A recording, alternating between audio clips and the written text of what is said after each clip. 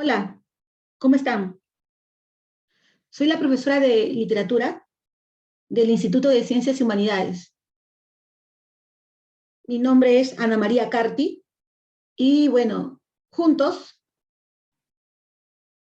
vamos a desarrollar el tema de la semana 12, que es el siglo de oro español, y vamos a analizar un poema narrativo, llamado La Égloga 1 o La Égloga Primera. Muy bien. Los objetivos que vamos a cumplir en esta sesión es definir, ¿no? Acercarnos un poco a la definición del siglo de oro español y su importancia, ¿no? En el ámbito histórico, en el ámbito literario. Muy bien, luego de ello, conocer sus características principales, sobre todo el género que vamos a tratar el día de hoy, ¿no? Que es la poesía. La poesía. Muy bien, y vamos a hablar de un autor llamado Garcilaso de la Vega. Muy bien, Garcilaso de la Vega con su poema Églogas. Su poema Églogas.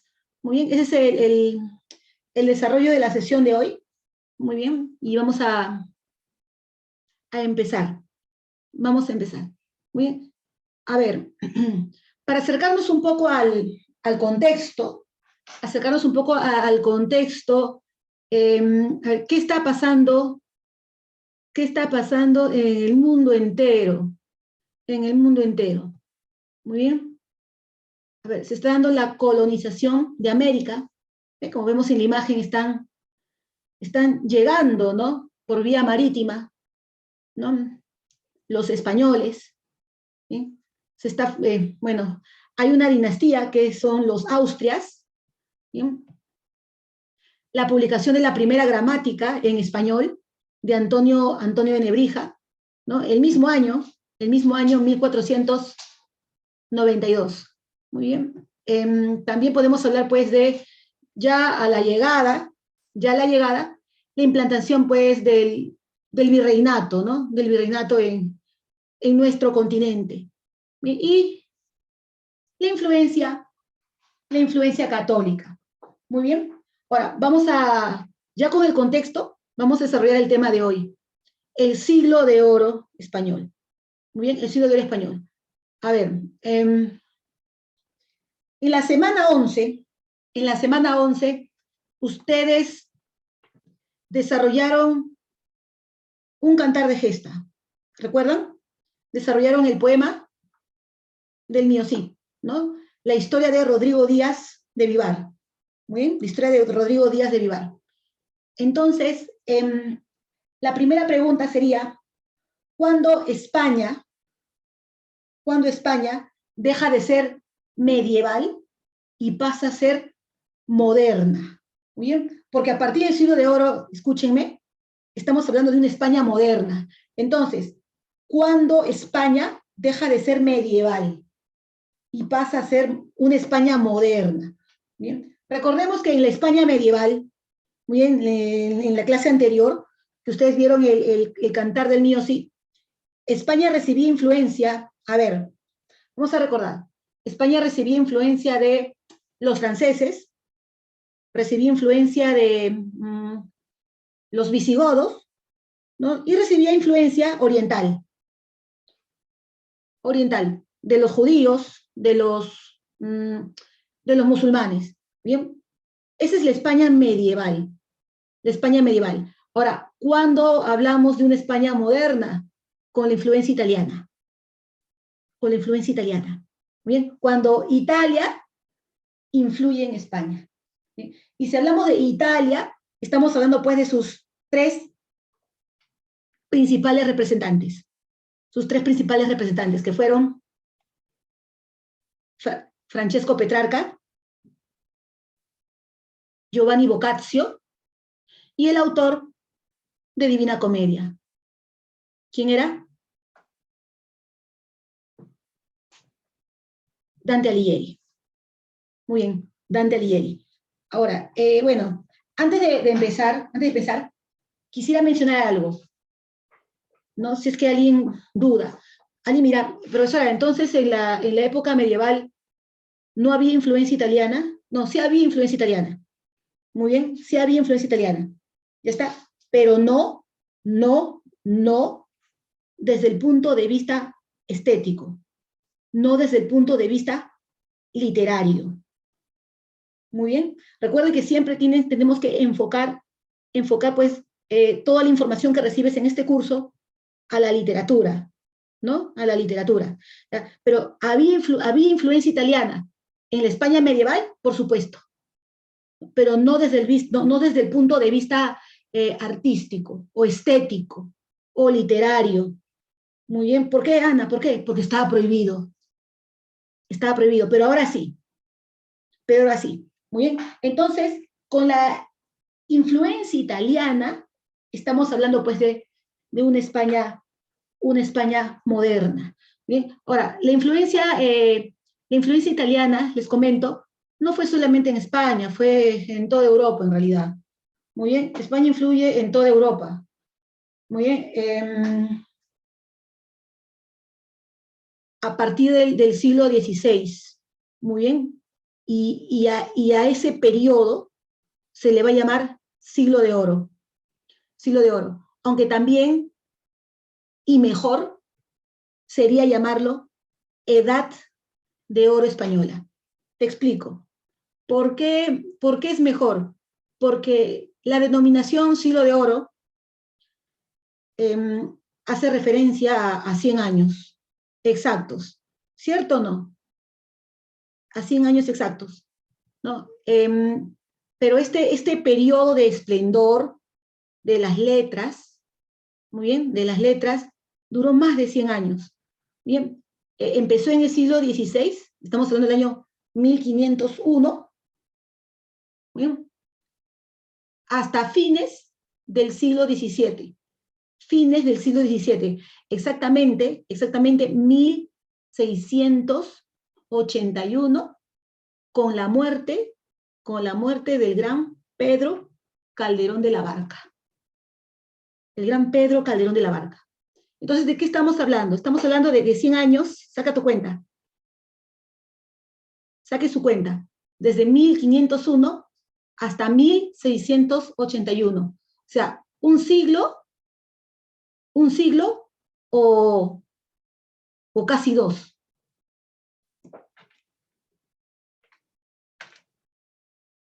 Casi dos, exacto. En realidad sería casi dos, ¿no? Casi dos.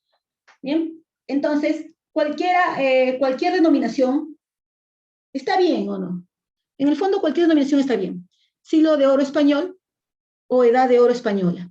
Muy bien, edad de oro española. Ahora, si nos referimos al nombre, ¿no? Edad de oro. Cuando decimos edad de oro, por ejemplo, la edad de oro de una mujer, ¿a qué edad es o no? O sea, ¿a qué crees que se refiere? Si usamos el título, porque es una metáfora, ¿no? Lo usamos de esa forma.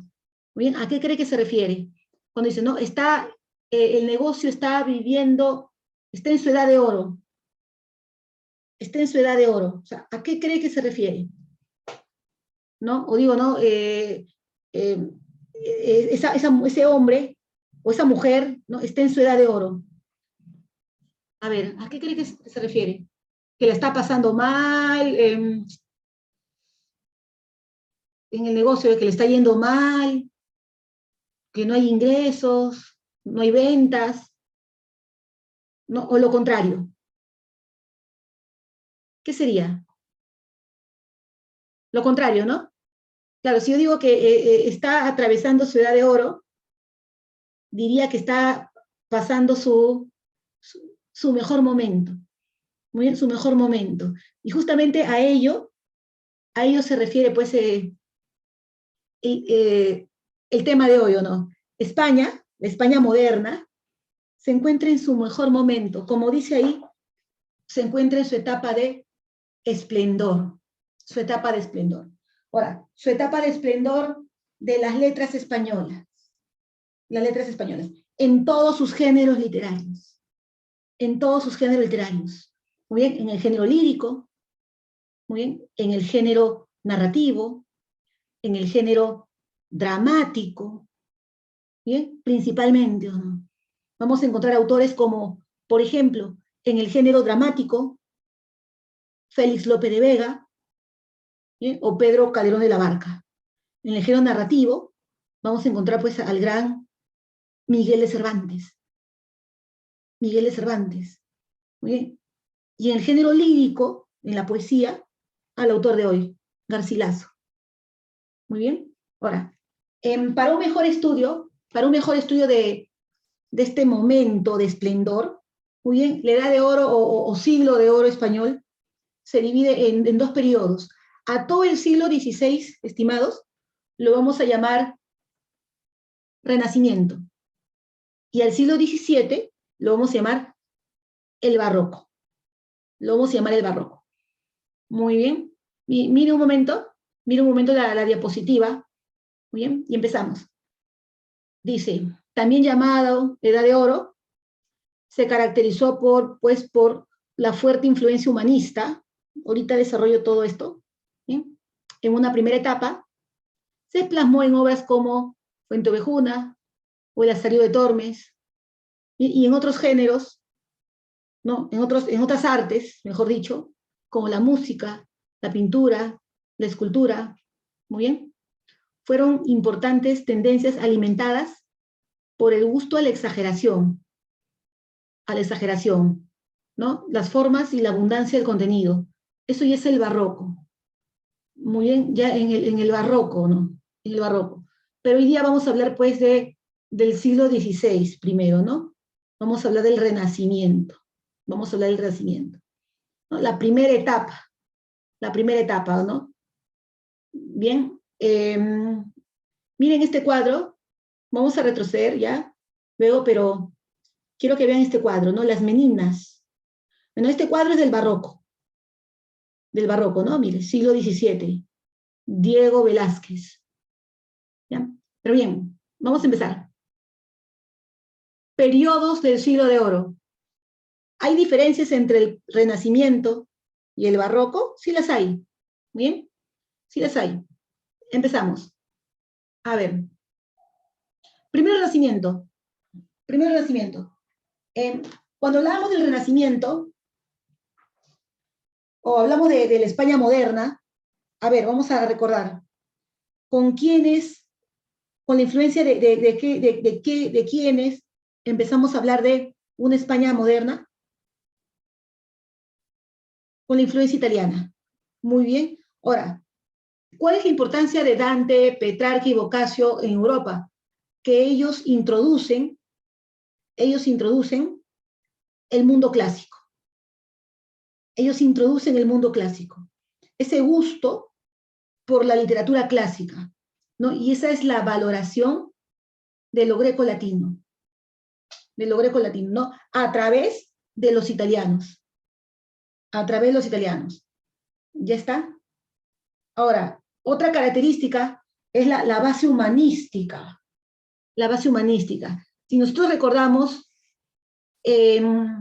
muy ligada al antropocentrismo, si nosotros recordamos la literatura anterior, que era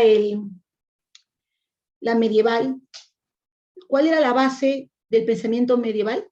Era el teocentrismo. Muy bien. ¿Y qué significaba el teocentrismo? Que todo es obra todo es obra de Dios. Esa era la definición de teocentrismo, que todo es obra de Dios.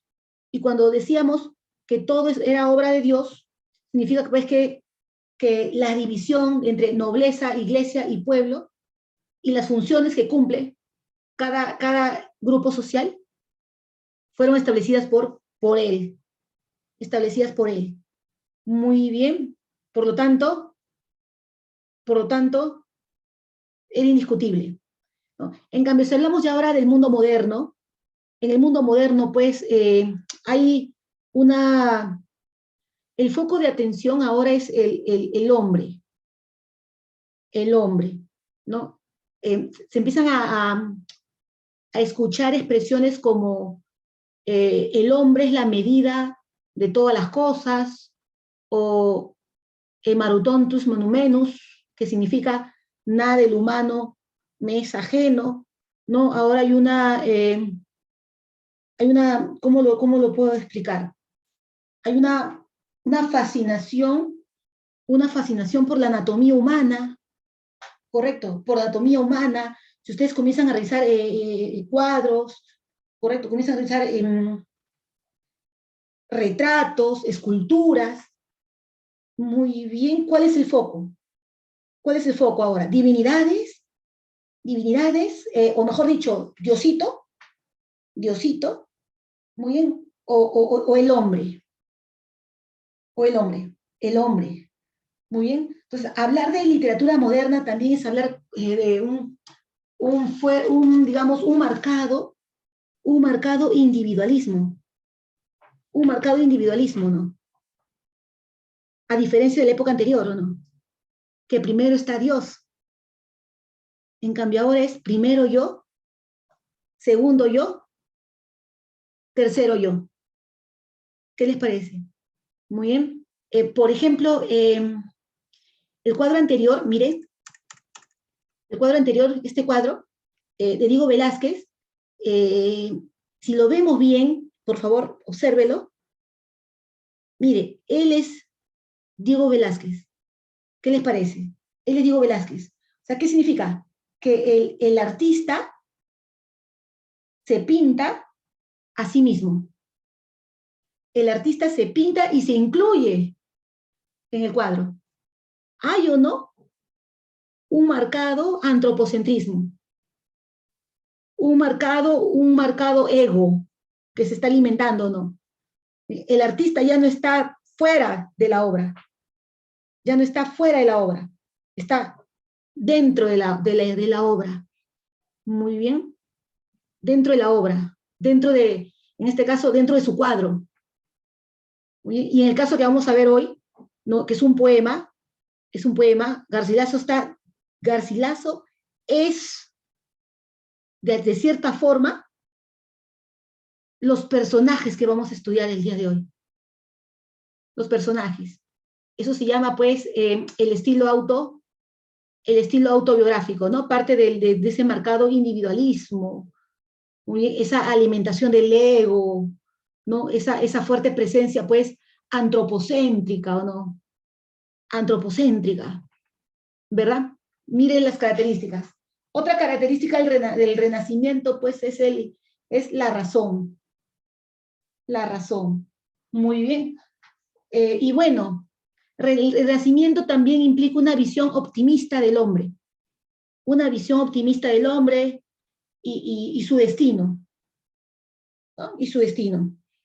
Bien, mire, volvemos pues al mundo clásico.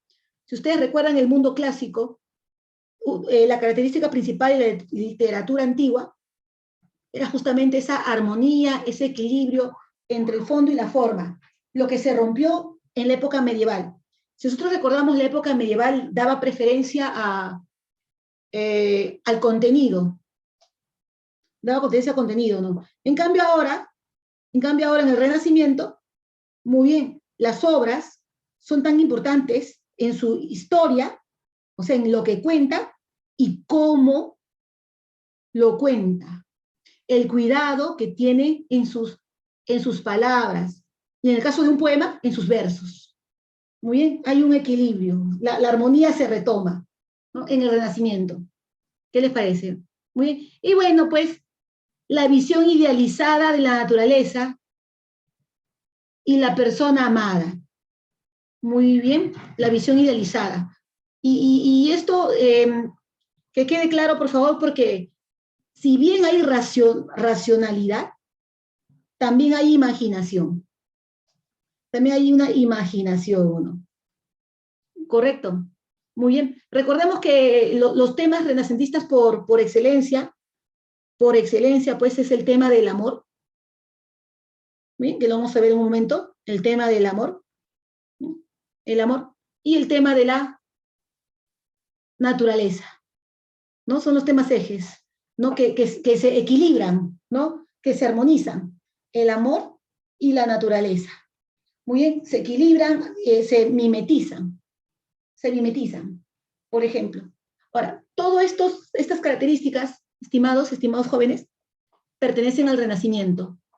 Muy bien, y ahora, y cuando surge el Barroco, muy bien, vamos a ver lo contrario. Lo contrario. Ahora dirá, y profesora, ¿y por qué? ¿Por qué? Porque ustedes saben que la literatura es reflejo de la realidad. Muy bien, es reflejo. Si en la realidad, en el mundo, hay estabilidad económica, social, pregunto, ¿la literatura cómo se expresa? Si es reflejo de la realidad, ¿cómo se expresa? Muy bien. Con una mirada optimista, por ejemplo, ¿no? Sí, una mirada optimista. Muy bien. Pero a ver, salgámonos un momento del tema. Vayamos ahorita, pues, a lo que estamos viviendo desde el 2020, ¿no? De 2020. Muy bien. Pero en este tiempo de pandemia, de encierro, de cuarentena, de contagios, de pérdidas humanas, ¿o no? Pérdidas humanas. Muy bien. Incluso de, no sé, de distanciamiento, ¿no? Con los seres queridos. Muy bien. En estos tiempos crítico, ¿no? Sumado pues a una guerra, ¿no? Y sumado a otros virus que ahora pues nos estamos enterando por los medios, ¿no? Y ustedes saben a lo que me refiero. O sea, en un momento crítico a nivel social, a nivel sanitario, a nivel político, no hablemos de ¿no? nuestra política.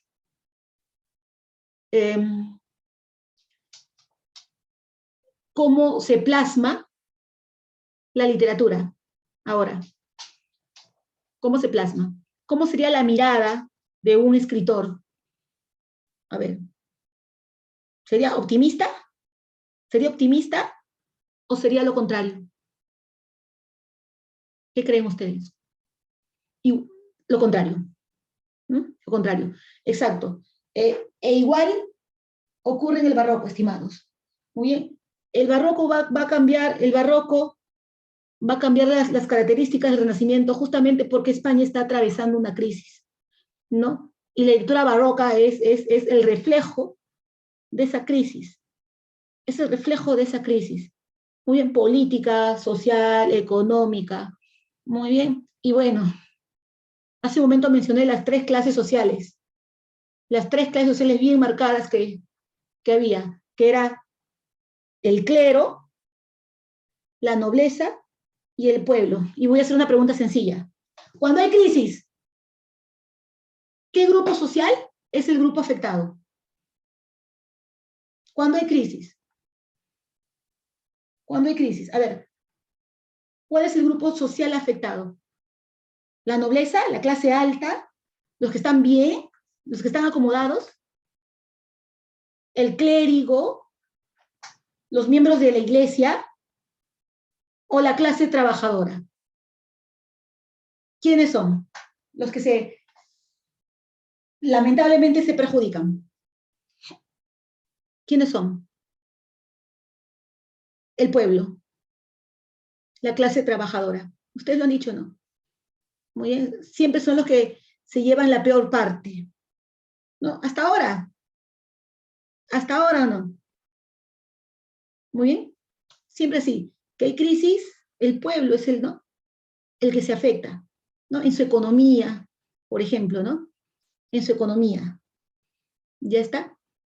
Y si no hay dinero, no hay comida. Y si no hay comida, me enfermo.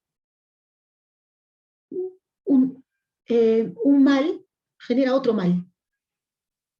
Un mal genera otro mal. Y en el siglo XVII, España está atravesando una fuerte crisis. Muy bien, una fuerte crisis. Por lo tanto, España, la España barroca, la España del siglo XVII, muy bien, vuelve a la Edad Media. Muy bien, vuelve al teocentrismo. Ojo, pero una pausa, una pausa. Cuando España era antropocéntrica, muy bien, o sea, que el centro era el hombre. Muy bien, escúcheme por favor esta parte. Muy bien. Recuerden que los españoles creen mucho en Dios. Entonces, a diferencia de otros países modernos, europeos, muy bien, el hombre, en España, ojo, el hombre aquí no está sobre Dios. No está sobre Dios. Solo que la presencia humana, esa fijación por la anatomía, el cuerpo, muy bien, el cuerpo humano, muy bien, está presente. Está presente. Muy bien, está presente, eso sí. ¿Ya? No se olviden. Ahora, bueno, en el barroco se vuelve al teocentrismo. Bueno, pues ya la visión no es optimista, hablamos de una visión pesimista, nadie me quiere, todos me odian, estoy viejo. Por ejemplo, ¿no? La visión pesimista, muy bien, el abandono, ¿no? La visión negativa de la vida, del mundo, esta expresión que vamos a analizar en algún momento, ¿no? Ubisum, o sea, ¿y para qué? ¿Y para qué? ¿Para qué me voy a casar? ¿Para qué voy a ingresar? ¿Para qué voy a tener una carrera? Si me voy a morir. Ese es un marcado o no pesimismo. ¿Es un marcado o no pesimismo? Les pregunto a ustedes. Imagínense estar pensando así de esta forma, ¿no? Ustedes que se están preparando para la universidad, ¿pero para qué voy a ingresar? Si al final me voy a morir, ¿no? ¿Pero para qué? Si todo pasa, todo acaba, hasta ¿no? Hasta el amor acaba. Porque recuerden, todo lo que empieza acaba, todo lo que sube baja, todo lo que nace muere. Qué barroco, ¿no? Qué pesimista, qué negativo. Eso es el barroco. Muy bien. Ahora, hasta el lenguaje se diferencia. El lenguaje renacentista es un lenguaje sencillo. Sencillo. Recuerden que una palabra muy renacentista, apúntenla por favor porque no está aquí, es la palabra moderación. Moderación. ¿Debido a qué, Ana? ¿Debido a qué? Al equilibrio, muy bien, al equilibrio, a la armonía. Una palabra clave renacentista es la palabra moderación. Entonces, lo opuesto en el barroco sería la palabra, pues, exceso. ¿Hay un exceso de qué? De retoricismo. El lenguaje barroco es muy recargado, muy complejo, muy artificioso. O sea, ya no es natural. Ya no es natural. Ustedes se imaginan, estimados jóvenes, se imaginan pues ver una persona, conocer a una persona que siempre se está expresando con cuidado, con palabras rebuscadas, con rima. Yo les pregunto a cualquiera de ustedes, ¿ese sería una persona pues natural? ¿Sería un lenguaje natural? ¿Natural? O más bien artificioso, retórico, rebuscado, ¿no? Rebuscado, ¿cierto? Eso es el barroco, pues. Eso es el barroco. Muy bien. Y bueno, la ruptura del equilibrio entre el fondo y la forma. La ruptura del equilibrio. Muy bien. Por ejemplo, bueno, lo vamos a ver pues en obras como, ¿no? En las siguientes semanas, ¿no? Como La vida es sueño, ¿no? Que es un drama barroco, un drama barroco. Muy bien. Incluso la misma palabra drama, ya rompe la idea o el concepto de armonía. Ya rompe o no. Porque recordemos que en la época antigua, la historia o tenía un final feliz o tenía un final trágico. Si tenía un final feliz, era una comedia. Si tenía un final trágico, como el nombre lo dice, un final funesto, aciago, terrible, malo, era una tragedia. Muy bien. Pero en el barroco, con este afán de, pues, de mezclar todo, apunta, la palabra mezcla también es barroca. Muy bien. ¿Qué hacen? Fusionan y aparece pues la tragicomedia, o también llamado el drama. También llamado el drama. Muy bien, imagínense. Bueno, ya revisando las características, bien, recordemos que en la Edad de Oro española se desarrollaron todos los géneros literarios. Bien, el día de hoy vamos a revisar solo la poesía, la poesía. Y recuerden algo, ya el pensamiento moderno implica esto, que ya el poeta no nace, se hace. El poeta no nace, se hace.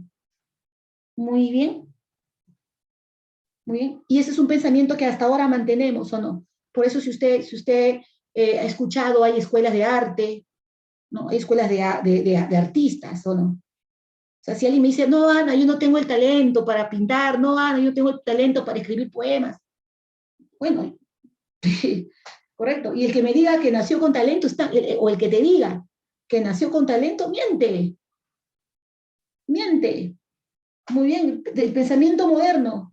Muy bien, ya el poeta no nace, se hace, se prepara, se forma. Incluso Dante, que era pre-renacentista, perteneció al dulce estilo nuevo, ¿recuerden o no? ¿Recuerdan o no? ¿Perteneció a una escuela o no de poesía? Muy bien, entonces ya el poeta nace. No, el poeta se hace, el poeta se forma. Muy bien, se forma. Y bueno, por la influencia italiana, evidentemente, la primera escuela pues que aparece en España, pues es la escuela italiana, también llamada la escuela petrarquista. Y aquí se encuentra el autor de hoy, Garcilaso. ¿No? Vamos a revisar sus églogas. Bien, ahí está, mire por favor la diapositiva. El siglo XVI, Renacimiento. El primer Renacimiento, esto es por periodos, ¿ya? Es una especie de procesos, ¿ya? Cronología. O sea, no voy a empezar, ¿qué Ana? Hay un primer Renacimiento y un segundo Renacimiento, ya no entiendo, ya me perdí. No se preocupen. Renacimiento, nada más. ¿Ven? Aparece otra escuela, la salmantina, ¿no? De Fray Luis de León. Hay un poema muy conocido, La Vía Retirada. La escuela sevillana de Fernando de Herrera. Muy bien. Una obra ahí de referencia es la relación de la guerra de Chipre y suceso de la batalla de Lepanto, por ejemplo. Bien, en el siglo XVII aparecen dos escuelas más. La escuela conceptista con Francisco de Quevedo, el Parnaso español, y la escuela culterana con un gran autor cordobés, muy querido, Luis de Góngora y Argote, ¿no? Soledades. Muy querido y rescatado más adelante por una generación llamada la generación del 27. ¿Han escuchado de Federico García Lorca? Federico García Lorca, poeta de Nueva York, romancero gitano, bodas de sangre, muy bien, entre otros artistas, ¿no? Entre otros artistas. ¿Ya está? Entonces, si hablamos de la poesía española, por la diapositiva, estamos hablando de cinco escuelas poéticas. Muy bien, la italiana, la salmantina, la sevillana, la conceptista y la culterana. ¿Bien? Y vamos a hablar de la escuela, pues, italiana, la escuela de Garcilaso. La escuela de Garcilaso. Muy bien, empezamos. Muy bien. El poeta español, ¿qué va a aprender en la escuela? Evidentemente, a componer o no poemas. A componer poemas. Y así como un texto, su unidad es el párrafo, la unidad del poema es la estrofa. Y yo les pregunto, si yo les menciono, pues, tipos de estrofas, ¿ustedes conocen tipos de estrofas? ¿Podrías mencionarme 5? A ver, te doy tiempo. Mencióname 5.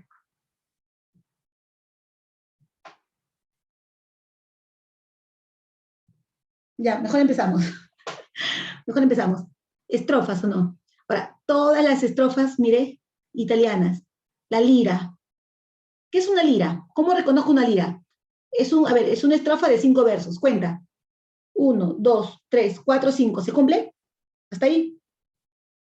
Se cumple, ya, se cumple, 5 versos, 1, 2, 3, 4, 5, compuesta por 3 versos de 7 sílabas y 2 de 11. Lo que significa, por lógica, que los 3 de 7 serán estos, ¿no? Los más cortos. Este, el tercero y el cuarto. El segundo y el quinto son de 11. Vamos a ver. Qué descansada vida, 7. Heptasílabo, sí. La del que huye del mundanal, la del que huye del mundanal ruido, sí, 11. Y sigue la escondida, recuerda que esto se llama sinalefa, acá se junta, y sigue la escondida, y salen 7. Y salen 7. Muy bien. Si usted lo lee separado y sigue la escondida, ya no sería verso, sería prosa. Y ya usted no está declamando, recitando, usted está hablando, nada más. Esa es la diferencia entre hablar o prosar, como quiera decirlo, y versar, o recitar o declamar, que existen pues recursos estilísticos. Por ejemplo, si una palabra termina en vocal y la siguiente empieza en vocal, se juntan y se forma la sinalefa. Y sería, y sigue la escondida. Hay 7, ¿ya ve? Ahora, esas son las sílabas, muy bien, métricas. Ahora, si hablamos de sílabas ortográficas, como si fuera lenguaje, imaginemos, sería, y sigue la escondida. Serían 8. Serían 8, y no 7. Senda, por donde han ido. 7. Los pocos sabios, Ken, se junta, Ken, que en no. Ken, el mundoan, doan, sido. 11. Sí está bien. Qué descansada vida, la del que huye del mundanal ruido y sigue la escondida senda por donde han ido los pocos sabios que en el mundo han sido. ¿Hay o no un cuidado de la expresión o no? Un cuidado, ¿no? De la expresión. Bien. La silba. ¿Qué es la sílaba? La silba. La sílaba es una estrofa compuesta por endecasílabos y heptasílabos también. ¿Ya? Combinados, que no presentan una extensión de versos definidos. O sea, no son 5 como la lira, tampoco son 6, tampoco son 7. A la vista, miren, recuerden, a la vista, ¿cuántos heptasílabos hay aquí? A la vista, el más corto, ¿cierto? 1. 1. De solo hay 1, mire. Solo hay 1. ¿Ves? Por eso dice combinados, son combinados, acá hay 1. Entonces yo imagino que estos son de 11, 11, ¿ves? 11, 11, 11, 11, 11. Los demás. Y solo hay 1. Esta es una silba. No hay una cantidad exacta, muy bien, de versos, y ni siquiera pues hay un número exacto de cuántos de 11 y cuántos de 7. La lira sí. Mire la lira, ¿qué diferencia o no? Son 5. 3 de 7 y 2 de 11. Así, en este orden. Suano, o sea que si un poeta quería componer una lira, tenía que respetar siempre ese número de versos y esa medida de cada uno. Y sí, tenía que hacerlo. Sí, tenía que respetar la forma. La forma. Sí, tenía que hacerlo. Entonces la silba como que es un poco más libre, ¿no? Sí, es más libre. Es más libre. Mire el autor. Mire el autor. A ver si recuerdas la diapositiva anterior. Góngora, ¿era renacentista o barroco? Barroco, ¿ya ve? Un poco más libre, porque se rompe, ¿no? Se rompe el equilibrio. Se rompe, ¿o no? La forma. Se rompe la forma. O sea, ese cuidado de que sean 5, que sean 2 de estos, 3 de estos, no. Ese es el Renacimiento, mira. Mira la diferencia entre el Renacimiento y el barroco. ¿Se nota, no? ¿Ves? Solo en el estilo. Solo en el estilo. El soneto, el soneto, es una estrofa de 14 versos. Hay dos más. Mire, 14 versos, 2 cuartetos y 2 tercetos. 2 cuartetos y 2 tercetos. Y suman, a ver, ahí está. Cuente, por favor. 4, 4, 3, 3. 4, 4, 3, 3. 14 versos. ¿Qué te parece?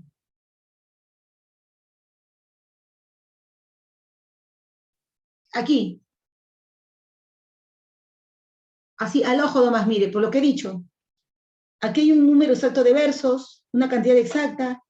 Entonces sería Renacimiento o Barroco. Sería Renacimiento o Barroco. El soneto. Se tiende más al Renacimiento, ¿no? Al Renacimiento. Por la forma, el cuidado de la forma. Y no solamente les comento el cuidado de la forma, sino el tema. El tema por excelencia de un soneto es el tema amoroso. El tema amoroso. Muy bien, lo que vamos a llamar, pues, y lo habrán escuchado, el Carpe Diem. ¿Han escuchado el Carpe Diem? Sí, Carpe Diem. Sí, ya está. Mire, mire, mire. 2 de 4 y 2 de 3, en este orden. Ana, ¿puede ser al revés? 2 de 3, que empiecen con los 2 de 3 a 2 tercetos y... No, no. La forma es exacta, ser fija, el soneto. Muy bien. Y mire la rima, mire la rima. El primero y el cuarto, la rima consonántica. El primero y el cuarto rima, el segundo y el tercero. El primero y el cuarto, el segundo y el tercero. Mira. ¿Qué te parece? Hay o no un trabajo, un cuidado aquí. Imagínense que alguien aquí le manden a usted a componer un soneto. Mire todo lo que uno debe respetar, ¿o no? 2 cuartetos y 2 tercetos. Seguimos, mire, por favor. La rima es ABBA, y todos son de 11 sílabas métricas. Todos, mira. Todos son de 11 sílabas métricas. ¿Qué le parece? De 11 sílabas, todos. Todos son endecasílabos. Bien cuidado, ¿no? Bien cuidado. Ahora, y si lo analizamos por partes, encontramos un montón de recursos literarios. Un montón de recursos literarios. Escrita está en mi alma vuestro gesto. Solo mire el primer verso. Escrita está en mi alma vuestro gesto. Vuestro gesto está escrito en mi alma. ¿Qué hay aquí? Desorden. Desorden. ¿Y cómo se llamaba el desorden gramatical? ¿Cómo se llamaba? Hipérbato. ¿Ves? Mire, ni bien empiezo a leer, ya hay una figura literaria presente. El hipérbato. ¿Qué te parece? Este es el soneto. Ahora, vamos a la estancia. ¿No? Es una estrofa conformada por 6 versos, a ver, heptasílabos y endecasílabos. ¿Qué te parece? O sea, hasta ahorita, si usted se da cuenta, y yo sé que ya se dio cuenta, los versos predominantes en la poesía española de la Edad de Oro o del Siglo de Oro son los de 11 y de 7. ¿Cierto o me equivoco? Los de 11 y de 7. Muy bien. Recordemos que menos de 9 sílabas se llaman arte menor y más de 9 sílabas se llaman arte mayor. Entonces hay una combinación de versos de arte menor con arte mayor, ¿no? Con arte mayor. Ya está. Pero el verso, de los 2 versos, me gustaría, por favor, me gustaría que se acuerden más, pues, el de 11. El verso en decasílabo. El verso en decasílabo. El verso en decasílabo. Muy bien, por la influencia italiana. Por la influencia italiana. Muy bien, en España. Muy bien. Bueno, continuamos aquí, y así como hablamos, pues, hablamos de estrofas, ahora vamos a hablar de tópicos. Ojo, ¿qué es un tópico? Un tópico es un tema recurrente, un tema constante. Muy bien, en la poesía española. Acá hay una imagen, ¿no?, muy simpática. Vemos aquí, pues, por los animales, mire el campo. El campo, podemos decir que es un pastor, ¿no? Un pastor. Muy bien. Mire los tópicos. Goza, cuello, cabello, labio y frente. Antes que lo que fue en tu edad dorada. Oro, lilio, clavel, cristal luciente.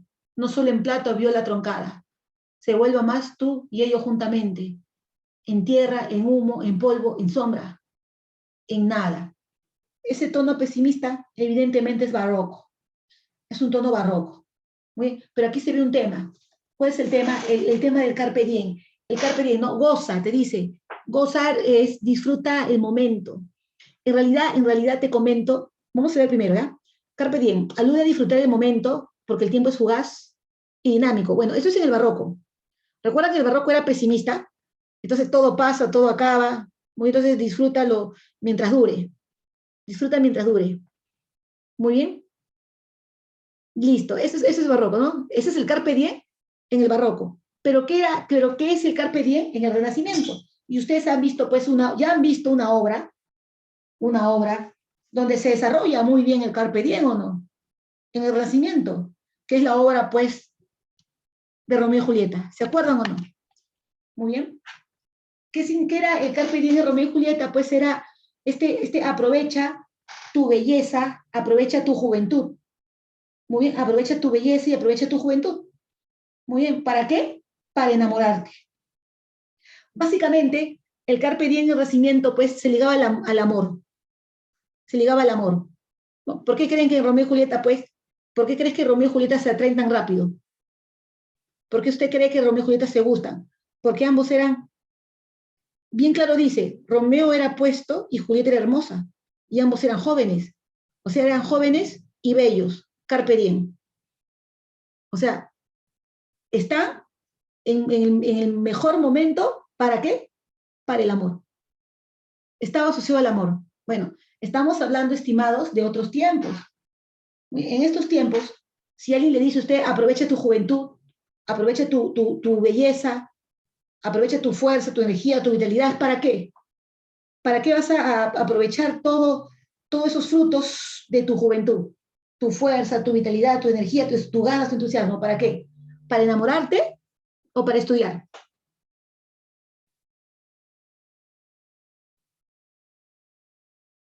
Para estudiar, ¿no? Ah, muy bien, qué diferencia.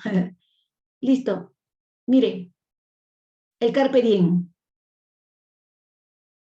Muy bien. Vivir quiero conmigo, gozar quiero del bien que debo al cielo. A solas, sin testigo, libre de amor, de celo, de odio, de esperanzas, de recelo. Del monte y la ladera, por mi mano plantado tengo un huerto. Ya, alguien mira acá, Ana, pero acá dice vivir quiero conmigo, gozar quiero del bien, a solas, libre de amor. Y usted ha dicho que el carpe diem es el amor, y acá dice libre de amor. Pausa, no me juzgues, respira, espérate. Fíjate fíjate el autor, también o no. Primero hablemos del autor. Es un fraile. Entonces es una literatura de carácter religioso. Muy bien, correcto. Muy bien. Entonces aquí pues Fray Luis León invita a una vida pues tranquila, apacible en el campo. Y esto es el famoso Beatus Ille. Este es otro tópico. No confunda con el Carpe Diem. Y también es el autor, ¿o no? El autor. Muy bien, este es eh, para los poetas religiosos, la vida feliz, o feliz aquel, como dice el Beatus Ille, es aquel que hace una vida retirada del mundo, del mundanal ruido, como dice Fray Luis, o sea, de los vicios, de las fiestas, las fiestas, las chicas, muy bien. Y se aleja a vivir ¿a dónde? Tranquilo, tranquilo, del monte y la ladera, por mi plantado tengo un huerto. Muy bien, ese es el Beatus Ille, ¿no? El feliz aquel, ¿o no? Muy bien. Claro. De alguna forma, nosotros hacemos, cuando uno está de vacaciones, por ejemplo, nos alejamos un poco, ustedes también lo harán con sus familias, ¿verdad? A veces las personas cuando están de vacaciones en el trabajo, se alejan o no de la ciudad y se van o no un momento al campo, se van o no un momento a vivir alejados del ruido, de la ciudad, del tráfico, o no. Incluso algunos de la tecnología, ¿no? De la tecnología, ¿verdad? Ese es el Beatus Ille, ¿no? Es una vida tranquila en el campo, una vida tranquila. Feliz aquel que lo logra. Muy bien. Bueno, hoy por hoy solo es cuando estás de vacaciones, ¿no? Cuando estás de vacaciones, por ejemplo. Muy bien. A ver, continuamos. El lugar ameno. ¿Qué es el lugar ameno? O el locus amenus, ¿no? El nombre latino. Exalta la belleza de naturaleza, pero ojo, de forma idealizada, ¿no? Así como idealizan a la mujer, también idealizaban a la naturaleza. Cerca del Tajo, en soledad amena, de verdes sauces hay una espesura, toda de hiedra revestida y llena, que por el tronco basta de altura, y así la teje arriba y encadena. Que el sol no haya paso a la verdura, el agua baña, escucha esta parte. Ahora, cierra tus ojitos, imagínate esto. El agua baña el prado, o sea, las plantas, ¿no? El agua baña el prado con sonido, alegrando la vista y el oído. Asu, asu. ¿Está o no idealizado? Les pregunto, ¿está o no idealizado? Muy idealizado. Si nosotros vamos al mundo real, en el mundo real, ¿así es la naturaleza? ¿O también hay sequías, derrumbes?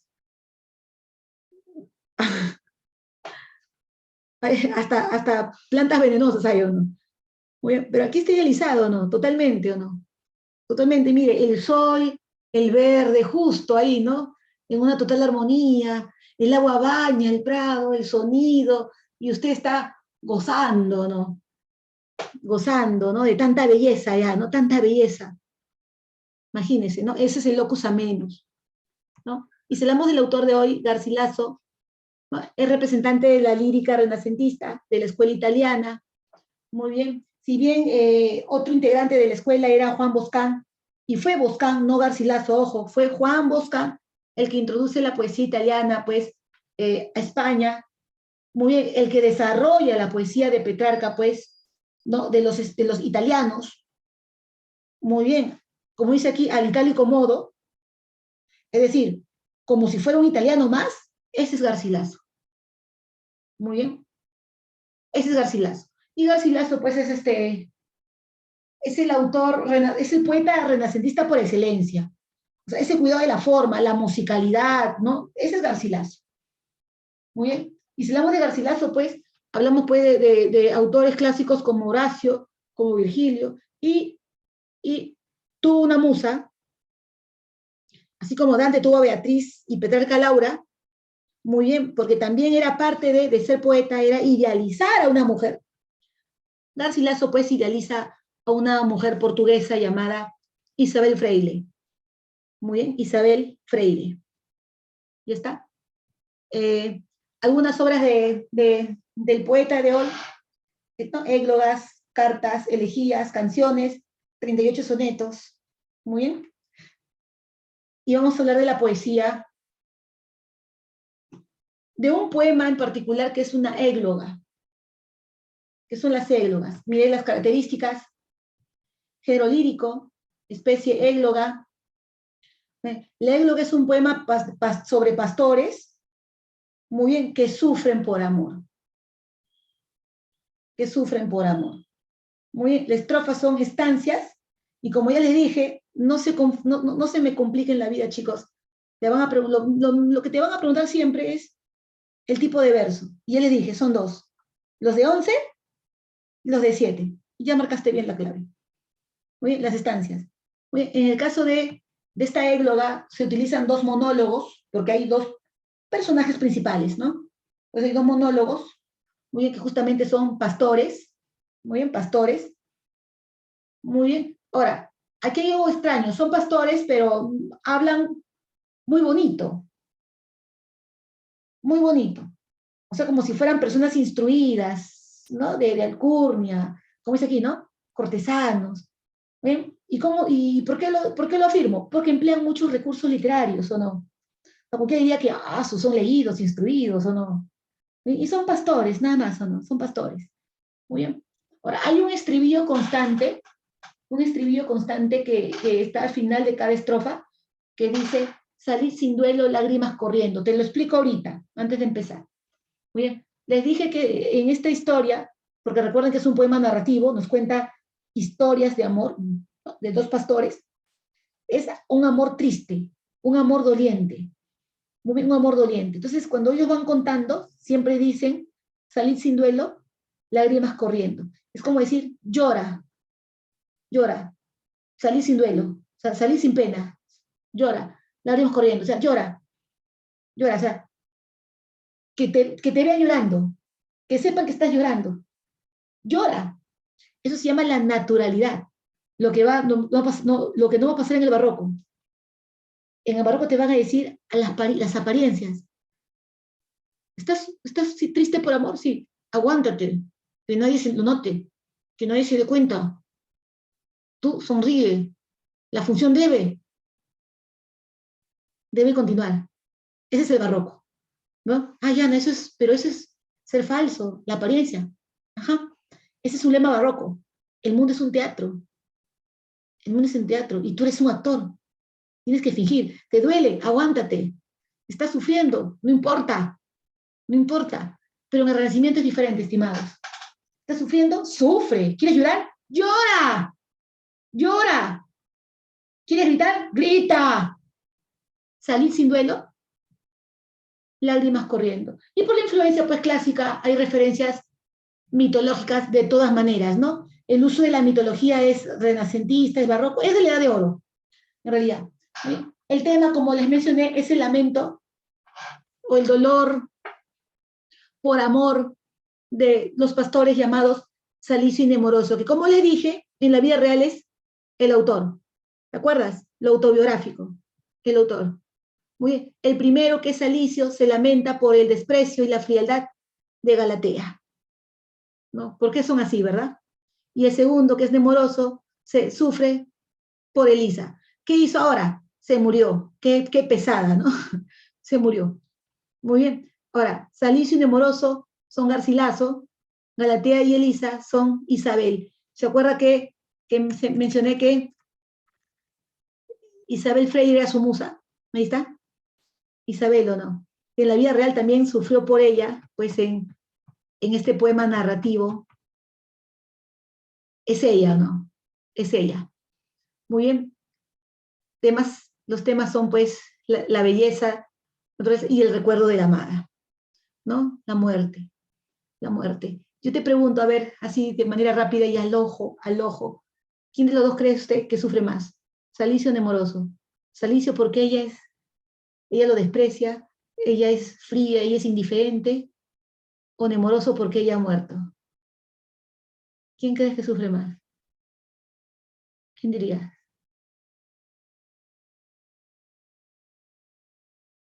Nemoroso. Mira, no has leído el poema y ya respondes bien. Nemoroso. ¿Por qué? Porque Salicio mezcla su dolor con rencor, con cólera, con enojo, con cólera.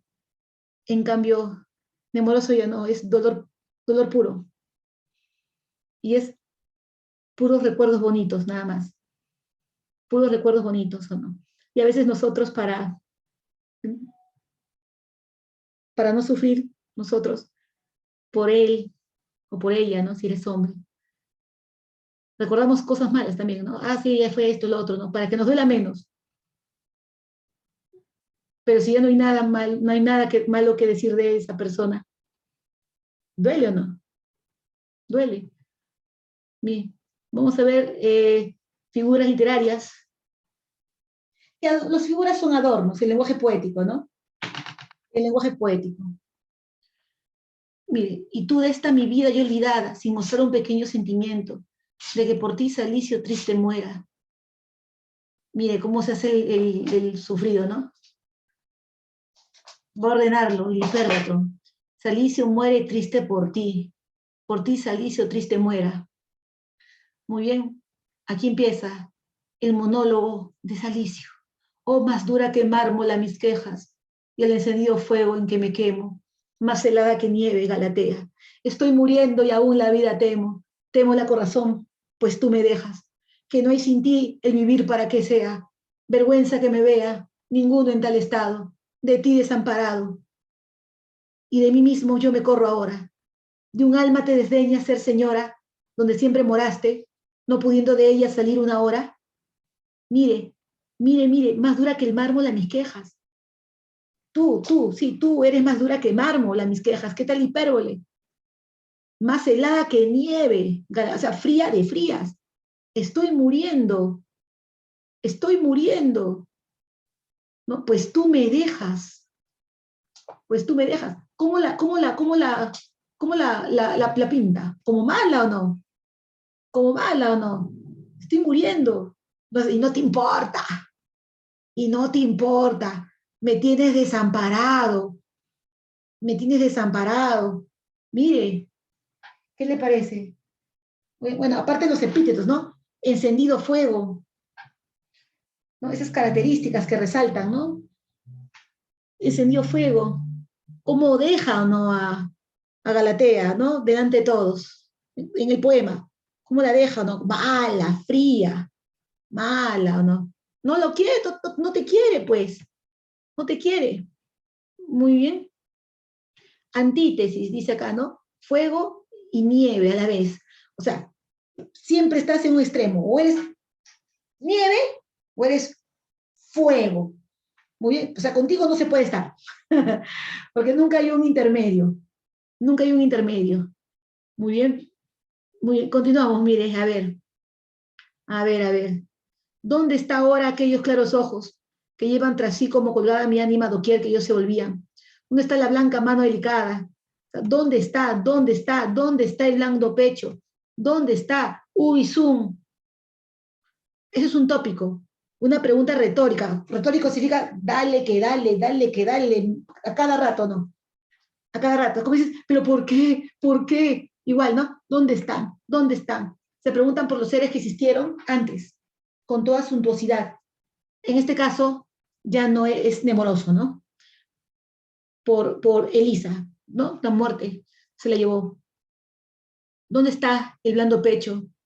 ¿Dónde la columna? Este es un dónde, solo que abreviado, do la columna, que el dorado techo, con presunción graciosa sostenía. ¿Dónde? Bien, seguimos con Salicio, su monólogo, ¿no? Mire, el fuego encendido se interpreta como la intensa pasión, la impasión, ¿no? La helada nieve, la indiferencia. Salicio sufre por Galatea, sufre o no por Galatea. Y Nemoroso, ahí está Elisa, pero bueno, como podemos ver, es como si fuera un alma, ¿no? Un alma. Es triste porque Nemoroso se quiere morir para estar con ella, y quiere estar en otro, como dice, en otro monte. O sea que su idea de cielo es otro campo como eso, ¿ves? Cómo está idealizada la naturaleza, ¿no? Cuando tú idealizas la naturaleza, piensas pues que el cielo es otro campo, ¿no? Otro monte, otra montaña, que en el cielo también hay ríos, también hay verdes. Muy bien, eso es cuando uno idealiza o ama el campo. Ahora, si tú no amas el campo, de repente para usted el cielo es una discoteca, ¿no? El cielo es un, un, un centro comercial, ¿verdad? Pero para un pastor el cielo es otro campo, ¿no? Mire, y en ese mismo valle donde ahora me entristezco y me canso, en el reposo estuve ya contento y descansado. Oh bien caduco, vano y presuroso, acuérdome durmiendo aquí alguna hora, que despertando a Elisa había a mi lado. Oh miserable hado, destino, oh tela delicada, antes de tiempo dada, a los agudos filos de la muerte, más convenible suerte, a los cansados años de mi vida, que es más que el hierro fuerte, pues no la he quebrantado, tu partida. Ah, miren, la tela delicada alude a Elisa. Oh, tela delicada, metáfora, ¿no? Frágil, de modo sufre por la muerte de su amada. Muy bien. Y bueno, pues espero que te haya gustado y me hayas entendido. Y si no, pues te invito a revisarlo las veces que quieras, ¿no? Las veces que sean necesarias este video y, bueno, sabes mi nombre, me llamo Ana María Carti. Cualquier consulta también me puedes preguntar, ¿no? Directamente, a través de tus auxiliares, ¿no? Siempre dispuesta a escucharlo y ayudarlo. Cuídense mucho.